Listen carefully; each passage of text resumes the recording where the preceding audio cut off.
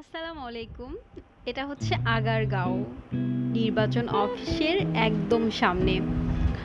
দিনের বেলা এই দিকটাতে যে কি পরিমাণ তপ্ত রোদ থাকে, অবশ্য চারদিকেই থাকে, তবে এইদিকে মনে হয় বেশিই থাকে। এনিওয়েজ, মূলত হচ্ছে সন্ধ্যার পরে এই দিকটাতে একদমই মনোমুগ্ধকর পরিবেশ। একদম হচ্ছে বাচ্চাদের জন্য ফ্রেন্ডলি একটা জোন বলা যেতেই পারে। বিভিন্ন ধরনের রাইড রয়েছে। আমরা যারা দিনের বেলা বাচ্চাদেরকে বাইরে নিয়ে যাই না, তারা চাইলে আমরা বাচ্চাদেরকে এই এরিয়াতে নিয়ে আসতে পারি।